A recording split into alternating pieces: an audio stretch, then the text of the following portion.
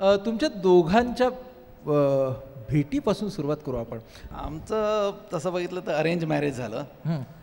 But आम्हाला माझे parents आणि her parents we met at one hotel. बरं. And after that we were told to आम्हाला introduce करून दिलं गेलं. आम्ही बऱ्याचदा भेटलो. हां, म्हणजे जरी इंट्रोड्यूस करून दिलं तरी तुम्ही किती वेळा भेटलात? 4-5 वेळा तरी. हां, आणि त्या भेटीच्या मध्ये तुमच्या एकमेकांपासूनच्या अपेक्षा तुम्ही सांगितल्या असतील ना? पहिल्यांदा जेव्हा भेटलो तेव्हा आम्ही इतक्या गप्पा मारल्या की ॲटलिस्ट फॉर माय साईड मी विसरले का भेटलो होतो ते. बरं, म्हणजे मी गप्पाच मारत गेलीस? गप्पा मारत म्हणजे इट वॉज कम्फर्ट जो वाटला ना in the first meeting, as if you have met a friend. That was very very important. And म्हणजे मी प्रॉबेबली तसं काही शोधत नसेन पण अननोईंगली ते शोधत गेले. Somebody with whom I could be very comfortable at all time. आणि ते पहिल्या भेटीत कळलं. हो. आणि मग दुसऱ्या तिसऱ्या चौथ्या भेटीमध्ये मग असं वाटलं? मिलिंदला काय शोधत होता मला माहिती नाही. सांग तू काय शोधत होतास? Basically I was in air India. She was a director of provident fund and all. तर आमचं 2 इम्पॉर्टंट थिंग इज एज्युकेटेड मुलगी पाहिजे आणि प्रोफेशनल पाहिजे. Doing some profession. We of course आम्ही हाऊस वाईफ असं there was no question about. तर तसं पहिलं होतं. तर second thing is I didn't want to settle abroad. We had a house in India Mumbai and we are all patriotic. तो India was we didn't want to settle abroad ever.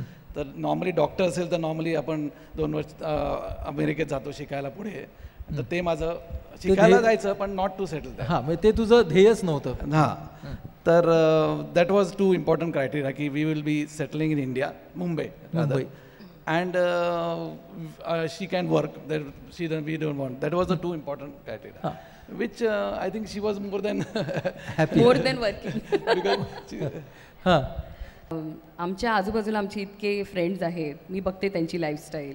तर मला वाटतं की मिलिंद आणि माझं जे अपब्रिंगिंग होतं ना ते बऱ्यापैकी आयडेंटिकलच होतं. कसं काय? म्हणजे बोथ ऑफ अस दोघंही न्यूक्लिअर फॅमिलीमध्ये वाढलेले. आई वडील, माझी बहीण आणि त्याची ही बहीण आहे. चौघं, पण तरीसुद्धा एक्सटेंडेड फॅमिलीमध्ये राहणारे. म्हणजे खालीवरती काका आजी, त्याची जॉईंट फॅमिली पार्ल्यात घरात.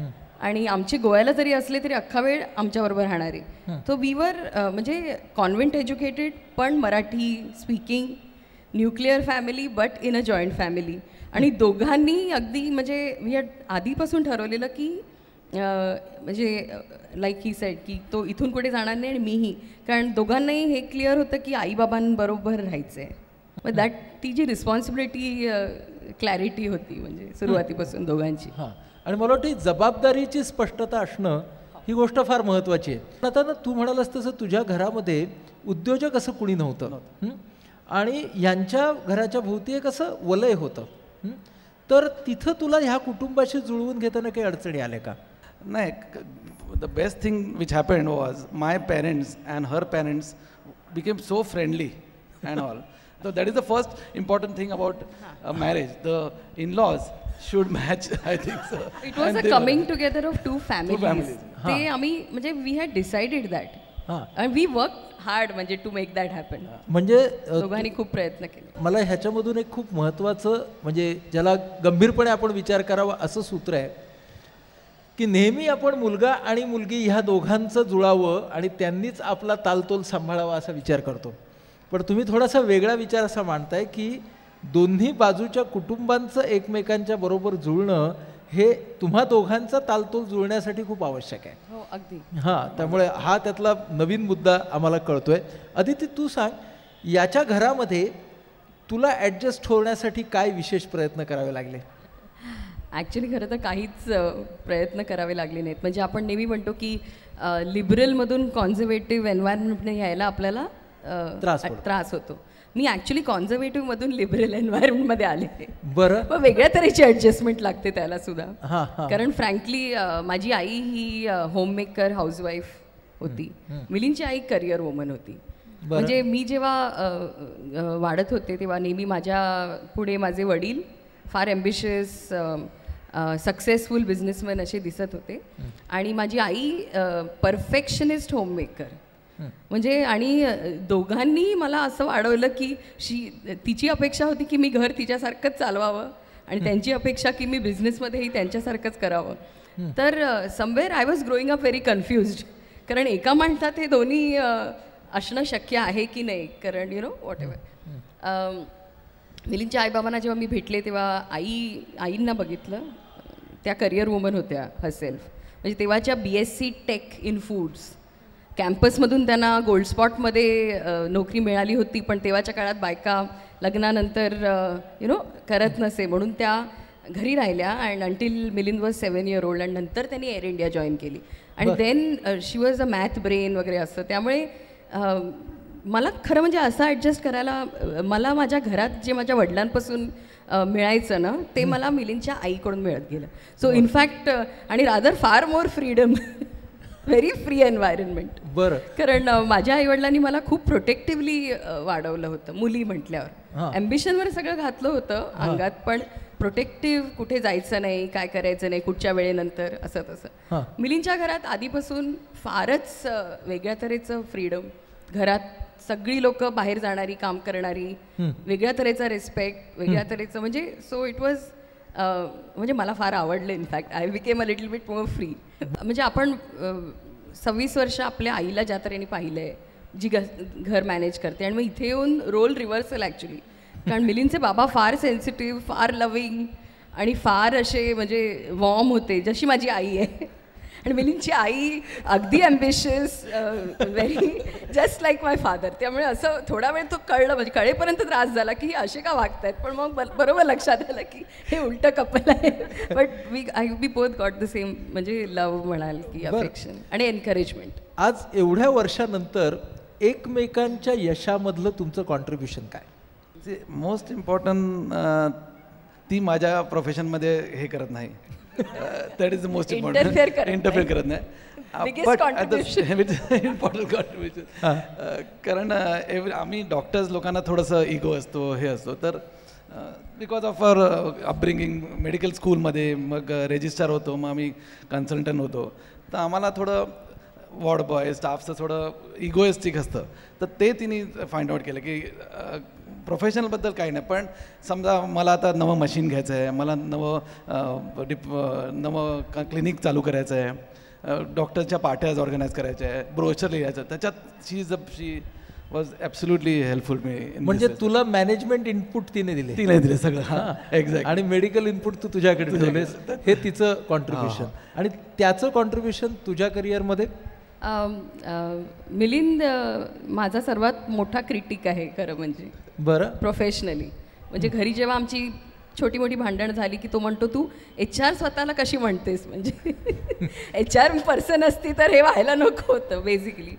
पण फ्रँकली बिगेस्ट कॉन्ट्रीब्युशन असं आहे की आम्ही एकामेकाला आणि त्यांनी मला स्पेसिफिकली फार म्हणजे स्पेस दिली, माझी प्रोफेशनल स्पेस. म्हणजे मे बी आमची प्रोफेशन्स पण खूप डिमांडिंग आहेत. आम्ही सगळे घरातून 7:45ला निघतो, मुलं आणि आम्ही.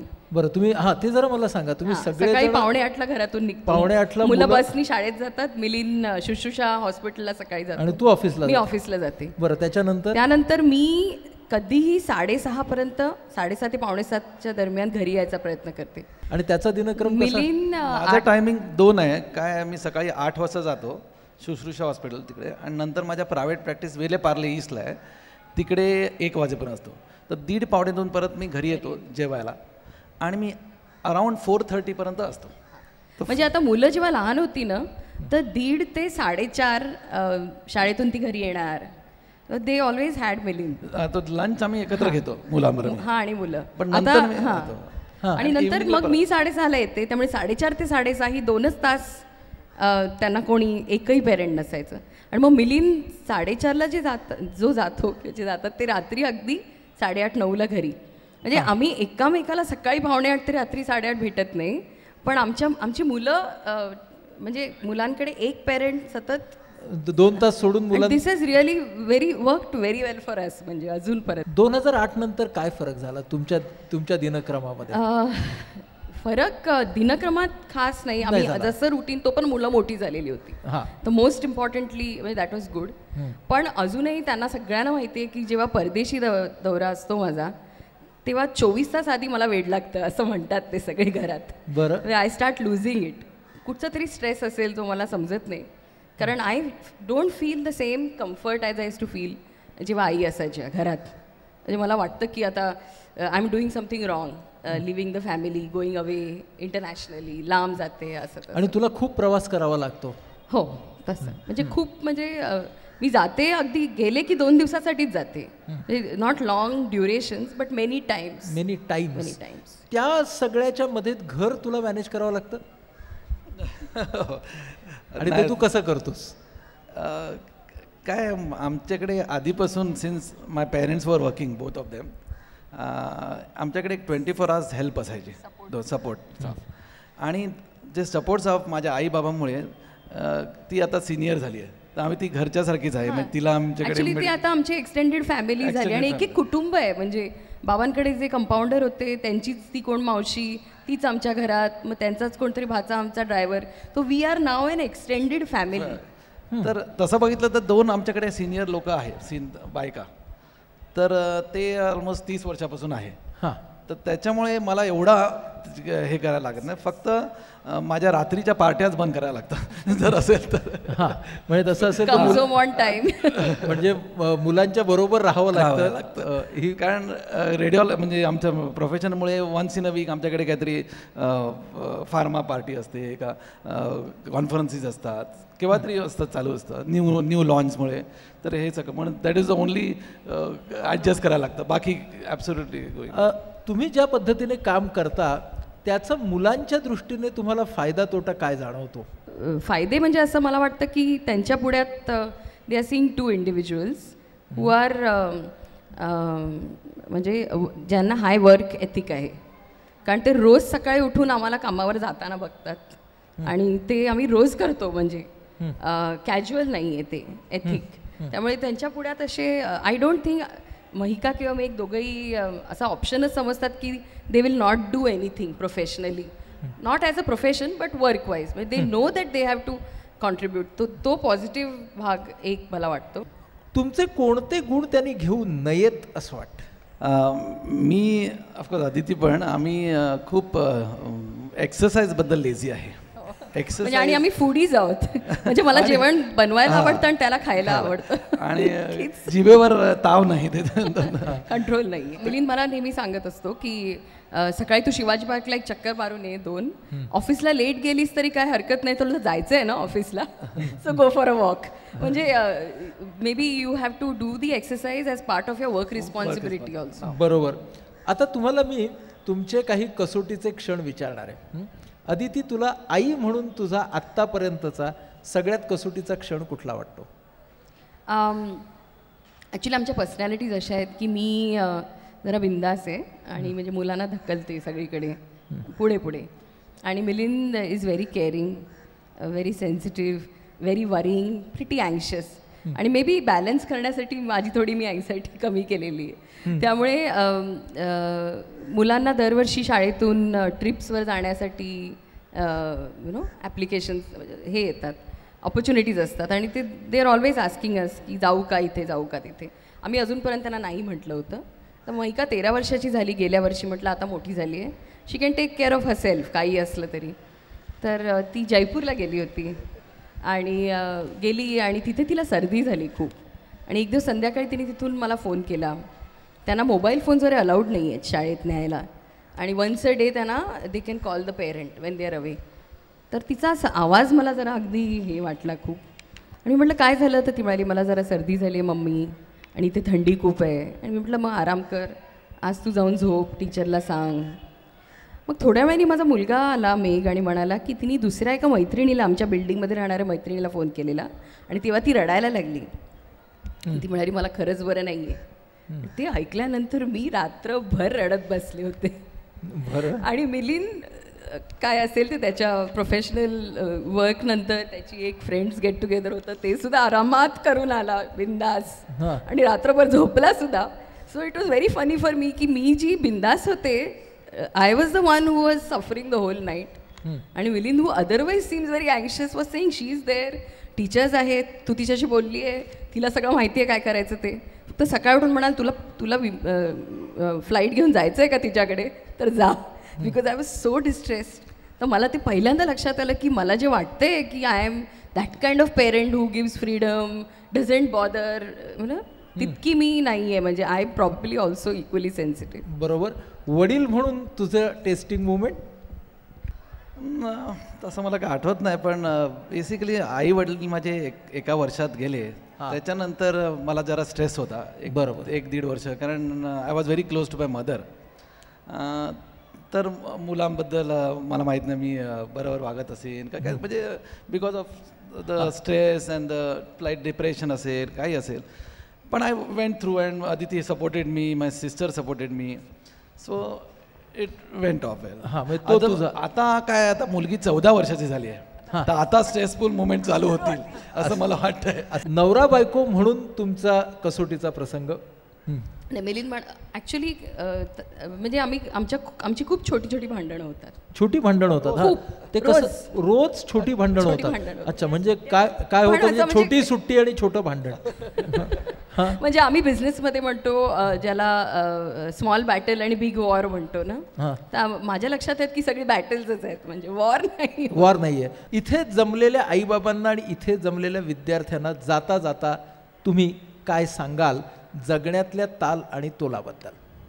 मला असं वाटतं की आपण जर म्हणजे प्रोफेशनली कितीही सक्सेसफुल झालो तरी जर पर्सनल लाईफ आपलं सुखाचं नसेल, आपण सॅटिस्फाईड नसू आणि आपण आपले हॉबीज, आपल्याला जे आवडतं ते नाही केलं तर, म्हणजे असं मिलिंदला पण खूप संध्या होत्या ॲज ही सेड फॉरेनला सेटल व्हायला.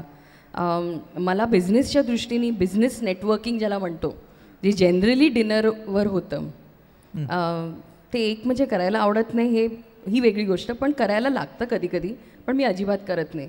Because I have clearly decided that work hours आणि then my children and my home. तर ते compromises, they are not really compromises actually. You need them. कारण ते ॲक्च्युली कधी लोकांचं म्हणजे प्रोफेशनली जे सक्सीड होतात आणि आपण बघतो ते घरात अगदी अनहॅपी आहेत, हे कधी होतं की त्यांना ते कधी स्टॉप करायचं कळत नाही. म्हणजे आम्ही डॉक्टर फ्रेंड्स पण आमचे बघतो, सर्जन्स असावे की आज 2 सर्जऱ्या केल्या तर उद्या 3री करायला दिवसातून, म्हणजे rather give time to the children. तर आम्ही दोघंही तसे we are ambitious enough, but we are very clear, कारण we equally enjoy being with our children and with each other at home. तर ते खूप इम्पॉर्टंट आहे, म्हणजे बॅलन्स करणं. म्हणजे आपली महत्वाकांक्षा आणि आपले नातेसंबंध, हो, या दोघांचा ताल आणि तोल राखणं, हो, आणि महत्वाकांक्षेला कुठे थांबवायचं आहे हे कळणं. ॲब्सोल्युटली. आणि त्याप्रमाणे ती आपली मर्यादा आहे असं न मानता ते स्वीकारणं की हे मी करणार नाही. हो. आणि ही लक्ष्मण रेषा घालणं हे तुझ्या दृष्टीने खूप महत्वाचं वाटतंय. आणि आपण जे लक्ष देतो ते करिअरमधल्या यशाकडे किंवा कर्तृत्वाकडे देतो, पण ही गोष्ट ही तितकीच महत्वाची आहे हे ध्यानात घेणं असं तुम्ही म्हणाल. आणि विद्यार्थ्यांना हे सांगितलं, विद्यार्थ्यांना मला वाटतं मिलिंद आणि मला म्हणजे बेसिकली आमचं पटतं फार, कारण आमचे दोघांचे मॉरल स्टँडर्ड्स एकदम सेम आहेत. म्हणजे एकदम सेम म्हणावंसं असं वाटतं, कारण मेडिसिनमध्येही आज एथिक्समध्ये काय चाललंय आपल्याला माहिती आहे. मी तर बिझनेसमध्ये आहे, तिथे तर एथिक्समध्ये आणखीनही काही होतं, पण आम्ही दोघंही एक आमची जी मॉरल स्टँडर्ड आहे ना, तो इतका फर्म आणि क्लिअर आहे. आणि तोही कधी मला म्हणत नाही की तो मी क्रॉस करावा, आणि मी तर अजिबात म्हणत नाही की त्यांनी करावं. तो वी आर व्हेरी हॅपी. मला वाटतं ही गोष्ट फार महत्वाची आहे. मॉरल्स म्हणजे मूल्य, आणि तुझं एथिक्स म्हणजे नीती. अगदी. तर नीती ही जी गोष्ट आहे, त्या नीतिमत्ता ह्या बाबतीत तुम्हा दोघांचं एकमत आहे. अगदी. तू म्हणालीस त्याप्रमाणे की वैद्यक क्षेत्रामध्ये सुद्धा खूप सारे, आणि मला मुलांना असं सांगावं असं वाटतं की we are very rigid about not doing anything unethical, anything immoral, and I think we are able to succeed. म्हणजे मुलांना असं फार वेळी आजकालच्या आयुष्यात असं वाटतं की असं नाही केलं तर आपण पुढे प्रोग्रेस होणार नाही. हे साफच चुकीचं आहे बेसिकली. म्हणजे तुमची आता तो म्हणाला 640 कोटीवरून पुढच्या वर्षी 800 कोटी होणार नाही, कदाचित 710 कोटी होईल, पण विथ युअर स्टँडर्ड्स. म्हणजे you should be able to go home and sleep असं असं मला वाटतं. मला वाटतं हा व्हेरी इम्पॉर्टंट. हा सगळ्यात महत्त्वाचा भाग किंवा सगळ्यात महत्त्वाचा संदेश मला वाटतो की तुम्हाला यशस्वी व्हायचं असेल तर नीतिमत्तेबरोबर तडजोड करायला लागते असं नाही.